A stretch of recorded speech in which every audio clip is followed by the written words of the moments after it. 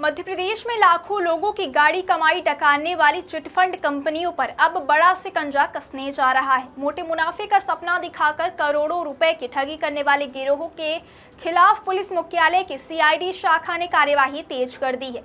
सबसे बड़ी खबर यह है कि सहारा ग्रुप से जुड़े पुराने मामलों की बंद फाइलें भी दोबारा खोली जा रही हैं। शुरुआती जांच में कई राज्यों तक फैले नेटवर्क का खुलासा हुआ है। आखिर किन कंपनियों ने लोगों को ठगा, कितने करोड़ रुपए फंसे और निवेशकों को राहत मिलने की उम्मीद कितनी है, आइए आपको विस्तार से बताते हैं।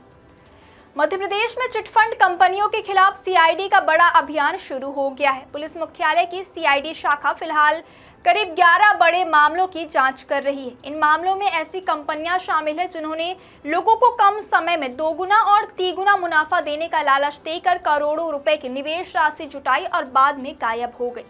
जांच में यह भी सामने आया कि इन कंपनियों का नेटवर्क केवल मध्य प्रदेश तक सीमित नहीं था, बल्कि इनके तार महाराष्ट्र, मुंबई, राजस्थान, हरियाणा और दिल्ली जैसे राज्यों से भी जुड़े हुए हैं। आरोप है कि इन कंपनियों ने मध्य प्रदेश में एजेंट और स्थानीय प्रतिनिधि नियुक्त कर बड़े पैमाने पर निवेशकों को जाल में फंसाया। सीआईडी की जांच में सबसे ज्यादा फोकस अब सहारा ग्रुप से जुड़े मामलों पर है। विभाग ने सहारा से संबंधित पुरानी और बंद फाइलों को फिर से खोलने की प्रक्रिया शुरू कर दी है। इसके लिए विभिन्न जिलों से पुराने रिकॉर्ड और केस फाइलें तलब की जा रही है। उद्देश्य है कि जिन निवेशकों की शिकायतें वर्षों से लंबित हैं, उनकी दोबारा जांच कर कानूनी कार्यवाही को आगे बढ़ाया जा सके। इससे उन लाखों लोगों में उम्मीद जगी है कि जिनका पैसा लंबे समय से फंसा हुआ है। जांच के दायरे में केवल सहारा ही नहीं बल्कि कई अन्य चिटफंड कंपनियां भी हैं। परिवार डेयरी कंपनी ने डेयरी और कृषि क्षेत्र में निवेश के नाम पर लोगों से करोड़ों रुपए जुटाए। ऊंचे रिटर्न का वादा किया गया, लेकिन बाद में कंपनी विवादों और धोखाधड़ी के मामलों में घिर गई। सन इंडिया कंपनी ने भी निवेशकों को आकर्षक रिटर्न का सपना दिखाया, लेकिन कुछ समय बाद कंपनी बंद हो गई और हजारों लोगों की रकम फंस गई।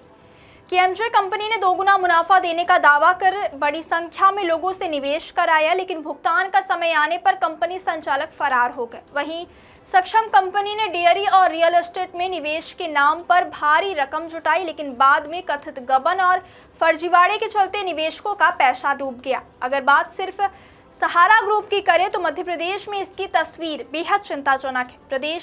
प्रदेश भर में सहारा समूह के खिलाफ 123 से अधिक एफआईआर दर्ज है। करीब 9 लाख निवेशकों और शिकायतकर्ताओं की गाड़ी कमाई इस समूह में फंसी हुई है। अनुमान है कि निवेशकों के लगभग 6,689 करोड़ रुपए अब भी वापस नहीं मिल सके हैं। सबसे हैरानी की बात यह है कि अब तक कुल फंसी हुई राशि का केवल लगभग 5% हिस्सा ही निवेशकों को लौटाया जा सका है। यही वजह है कि लाखों परिवार आज भी अपने पैसे का इंतजार कर रहे हैं। सहारा से जुड़े मामलों में आर्थिक अपराध प्रकोष्ठ यानी ईओडब्ल्यू की जांच में भी कई गंभीर खुलासे हुए हैं। भोपाल, सागर, जबलपुर, कटनी और ग्वालियर जैसे शहरों में सहारा समूह की महंगी जमीनों को कथित तौर पर औने दौने दामों पे बेचने और पूरी राशि सेबी के रिफंड खाते में जमा नहीं करने के आरोप सामने आए हैं। इन मामलों में करोड़ों रुपए की हेराफेरी और धोखाधड़ी की जांच जारी है। संबंधित अधिकारियों और प्रबंधन की भूमिका भी जांच एजेंसियों के दायरे में है। दूसरी ओर जिन निवेशकों ने सहारा सेबी रिफंड पोर्टल पर